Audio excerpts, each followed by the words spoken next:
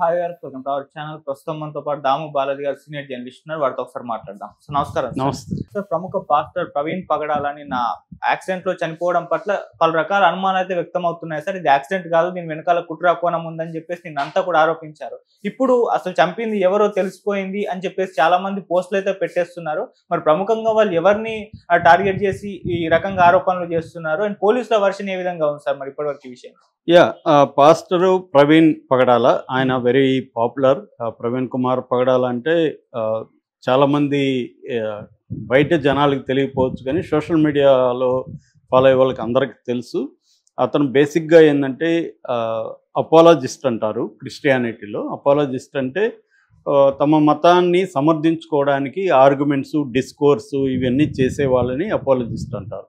అంటే వాళ్ళు ఏదో మూఢంగా ఈ మతాన్ని నమ్మండి అని చెప్పడం కాకుండా లాజికల్గా ఈ మతం ఎలాంటిది, క్రైస్తు దేవుడు ఎలా అయ్యాడు, ఇవన్నీ లాజికల్గా ఎక్స్ప్లెయిన్ చేస్తూ పురాణాలని కూడా కోట్ చేస్తూ వేరే మతాల గురించి కూడా మాట్లాడుతూ ఒక ఆర్గ్యుమెంటేటివ్గా సపోర్ట్ లాజికల్గా ఆర్గ్యుమెంటేటివ్గా డిస్కోర్స్ అంటారు. డిస్కోర్స్, వాద వివాదాలు చేస్తూ ఉండే వాళ్ళని అపాలజిస్ట్ అని పిలుస్తారు. వీళ్ళు క్రిస్టియానిటీలో ఎప్పటి నుంచో ఉన్నారనమాట. ఈయన కూడా అట్లాంటి ఒక అపాలజిస్టుగా ఉంటున్నాడు. తర్వాత ఆయన కొన్ని ఛానల్స్, కాల్వరీ టీవీ, రక్షణ టీవీ ఇలాంటి అనేక ఛానల్స్లో కూడా చాలా స్ట్రాంగ్గా ఆయన క్రిస్టియానిటీని సపోర్ట్ చేసుకోవడం, హిందూ మతం లేదా ముస్లిం మతంలో ఉండే దురాచారాలు కావచ్చు, లేకపోతే అనేక దాని ఏమంటారు లాజికల్గా లేని అనేక అంశాలని ఎత్తి చూపడం. అట్లాగే ఇండియన్ హిందూ మతంలో, ఇండియన్ కాంటెక్స్ట్లో కులాన్ని ఆయన బలంగా తీసుకోవడం, వర్ణ వ్యవస్థ కావచ్చు, కుల వ్యవస్థ కావచ్చు, దాని గురించి గట్టిగా మాట్లాడడం, ఇవన్నీ కూడా చేస్తాడు. సో అందుకనే ఆయనకి ఎనిమీస్ కూడా స్ట్రాంగ్గా ఉన్నారు. చాలామంది ఈయనంటే పడని వాళ్ళు చాలామంది ఉన్నారు. ఈయనకి వ్యతిరేకమైన పోస్టులు కూడా విపరీతంగా ఉన్నాయి. సో ఈయనకి 3 రకాల ఎనిమీస్ మనకు కనబడతారు. ఒకటేమో క్రిస్టియానిటీలోనే ఇతని పట్ల వ్యతిరేకత ఉండేవాళ్ళు, ముఖ్యంగా కార్పొరేట్ పాస్టర్స్ అంటారు. ఇతను కొద్దిగా డౌన్ టు ఎర్త్ ఉన్నాడు, ఇతను సాధారణ క్రిస్టియన్స్కి దగ్గరగా ఉన్నట్టుగా మనకు కనబడుతుంది. కొంతమంది corporate pastors like Anil Kumar కావచ్చు, సతీష్ కావచ్చు, ఇలాంటి వాళ్ళు ఈయన పట్ల కొద్దిగా వ్యతిరేకత. ఎందుకంటే హార్మనీ ఉండాలి, ఇతర మతాలతో మన హార్మనీ ఉండాలి తప్ప ఇతర మతాలని అటాక్ చేయడం కరెక్ట్ కాదని నమ్మే క్రిస్టియన్స్ ఇతని పట్ల వ్యతిరేకత చూపించినట్టుగా అర్థమవుతాయి. రెండో వాళ్ళు హిందుత్వవాదులు, ముఖ్యంగా హిందూవాదులు అనే కంటే కూడా హిందుత్వవాదులు అంటే ఈ రైట్ వింగ్ బ్యాచ్, బీజేపీ కావచ్చు, ఆర్ఎస్ఎస్, ఈ బ్యాచ్ కూడా ఇతని పట్ల చాలా తీవ్రంగా ఉన్నారు. అట్లాగే ముస్లిం ఫండమెంటలిస్టులు కూడా ఇతని పట్ల చాలా తీవ్రంగా ఉన్నారు. మనం కానీ ఇప్పుడు చనిపోయిన తర్వాత పోస్టులు చూస్తే ఇతను మీద వ్యతిరేకంగా ఇప్పుడు కూడా చనిపోయినాడు అన్న ఒక కన్సర్న్ కూడా లేకుండా వ్యతిరేకంగా పోస్టులు చాలా వస్తున్నాయి. సో ఈ ముగ్గురులో ఎవరు చంపారు అన్నది ఇప్పుడు చర్చ. దీనికి ముందుగా అసలు ఏం జరిగిందని చూస్తే, మంగళవారం మార్నింగ్ ఆయన రాజమండ్రికి వెళ్తున్నాడు. తిరుపతి, మన హైదరాబాద్ నుంచి రాజమండ్రికి ఆయన రాయల్ ఎన్ఫీల్డ్లో బయలుదేరాడు. వెనకాల లగేజ్ కట్టుకొని బయలుదేరాడు అనేది ఒక కథనం. రెండవ కథనం రాజమండ్రి ఎయిర్పోర్ట్ నుంచి బయలుదేరాడని రెండవ కథనం ఉంది. ఏదేమైనా ఆయన వెళ్తూ ఉంటే కొవ్వూరు టోల్గేట్ దగ్గర మెల్లగా ఆయన దాడుతున్న విజువల్ మాత్రమే ఇప్పటి వరకు బయట వచ్చింది. సో దాని తర్వాత ఆయన ఈ మన రాజానగరం పోలీస్ స్టేషన్ పరిధిలో దివాన్ చెరువు, గామన్ బ్రిడ్జి అనే దారి ఉంటుంది. ఆ దారిలో ఆయన కొంతమూరుకి దగ్గరలో, కొంతమూరు ఆటో నగర్ రూట్ అది, కొంతమూరుకి దగ్గరలో నయారా పెట్రోల్ బంక్కి ఆపోజిట్లో యాక్సిడెంట్కి గురయ్యి చనిపోయినాడు అనేది కథనం అనమాట. వీళ్ళ ఫ్రెండ్ జనగామ రోషన్ అని బొమ్మూరు వెళ్ళది. వీళ్ళ ఫ్రెండ్ 11 గంటలకి పోలీసులకి ఫోన్ చేసి చెప్పాడు, ఇలాగా తను మాకు ఫోన్లలో అందుబాటు లేదు, బయలుదేరాడు, ఈ రూట్లో ఉన్నానని చెప్పాడు. అంటే వాళ్ళు ఆ రూట్లో పోలీసులు వెళ్ళి సెర్చ్ చేసినప్పుడు ఈ నయారా పెట్రోల్ బంక్ ఆపోజిట్లో రోడ్డుకి కింద బండి పడిపోయింది. బండి ఈయన మీద పడిపోయింది, హెల్మెట్ ఉంది, తలకు గాయాలయ్యాయి, పెదాలు పగిలిపోయాయి. సో వాళ్ళు పోలీసులు ఇది యాక్సిడెంటు, ఆయన ఫస్ట్ ఏమని వచ్చిందంటే ఏదో గుర్తు తెలియని వెహికల్ గుద్దేసి వెళ్ళిపోయిందని వచ్చింది. దాని తర్వాత మేము సీసీటీవీలో పరిశీలించాం. ఈయన రోడ్డు నుంచి ఈయన బైకే స్కిడ్ అయిందా మరి ఏమైందో తెలీదు. బైకే పక్కకి వెళ్ళిపోయింది, పడిపోయింది. ఆయన మీద పడడంతో ఆ వెయిట్కి ఆయన చనిపోయాడు అని పోలీసులు చెప్తున్నారు. ముఖ్యంగా అక్కడ local CI Rajanagaram CI Prasanna Veerayya Goud అదే అనౌన్స్ చేశాడు.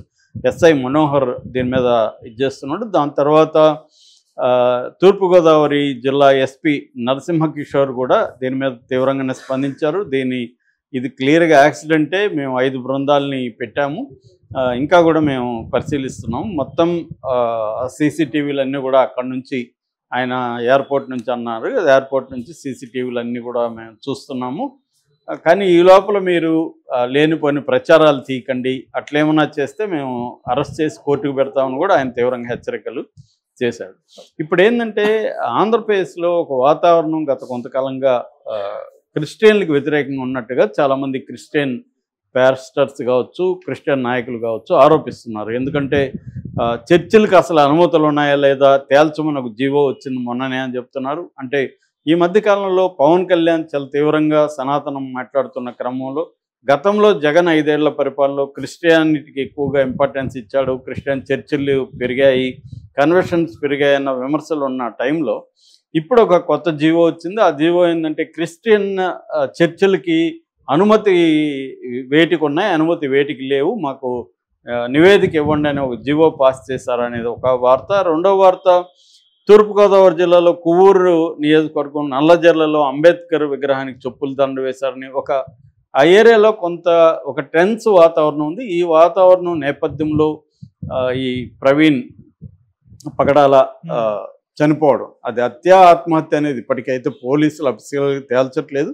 కానీ ఎక్కువ మంది ఇది హిందుత్వవాదులు చంపారని ఎక్కువ మంది అంటున్నారు. కొంతమంది ఏమో హిందుత్వవాదులు కాదు, ముస్లిం ఫండమెంటలిస్టులు చంపారు, వాళ్లే వార్నింగ్ ఇచ్చారు, ఫత్వా జారీ అయింది నా మీద అని కూడా ఆయన పోస్ట్ పెట్టాడు 1 నెలకు ముందే. ఫత్వా అనే మాట వాడాడంటేనే అది ముస్లింలు జారీ చేస్తారు తప్ప హిందువులు కాదు. హిందువులు ఇప్పుడు 2 తెలుగు రాష్ట్రాల్లో కూడా అనేక మంది హిందూ మతాన్ని తీవ్రంగా విమర్శించిన, రాముణ్ణి విమర్శించిన, ఇప్పటి వరకు వాళ్ళని చంపడానికైతే ఎవరు ట్రై చేయలేదు. కొంత ఆందోళనలు అయితే చేసి ఉండొచ్చు అని వీళ్ళ ఆర్గ్యుమెంటు. సో ముస్లిం ఫండమెంటలిస్టులు చంపారా లేకపోతే హిందూ ఫండమెంటలిస్టులు చంపారా అనేది తెలియదు. అసలు చంపారా లేదా కూడా మనకు తెలియదు. అఫీషియల్గా పోలీసులు చెప్తే తప్ప దీన్ని మనం హత్య అనేదానికి లేదు. ఆరోపణలు అయితే ఉన్నాయి. ఎందుకంటే వాళ్ళకున్న డౌట్ ఏంటంటే ముఖ్యంగా పాస్టర్లు చాలామంది మాట్లాడారు. అట్లాగే హర్ష కుమారు, రాజేష్ మహాసేన, ఇక పాస్టర్లు జాన్ వెస్లీ, జేమ్స్, విజయరాజు వీళ్ళు మాట్లాడారు. కేఏ పాల్ కూడా మాట్లాడాడు. వీళ్ళకి ఉన్న డౌట్లు ఏంటంటే ఇతని మీద ఆల్రెడీ థ్రెట్ ఉంది, అతను గతంలో పోస్టులు కూడా పెట్టాడు, బట్ అతనికి ఏమి సెక్యూరిటీ ఇవ్వలేదు అని నెంబర్ 1.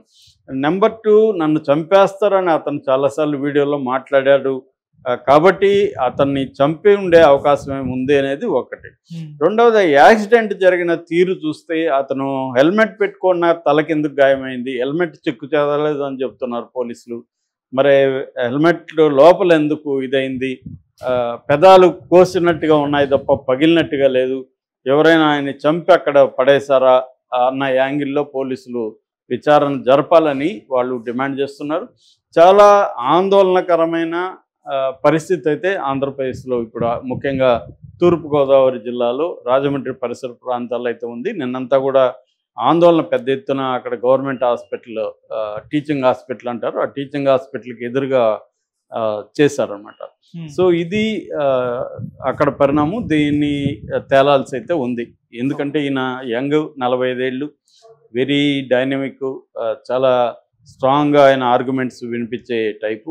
కాబట్టి ఇలాగా చనిపోవడం అనేది చాలా మందికి ఆందోళన కలిగిస్తుంది. గతంలో కత్తి మహేష్ను కూడా యాక్సిడెంట్ పేరుతో చంపేశారనే ఆందోళన ఉన్నాయి. దాంట్లో భాగంగా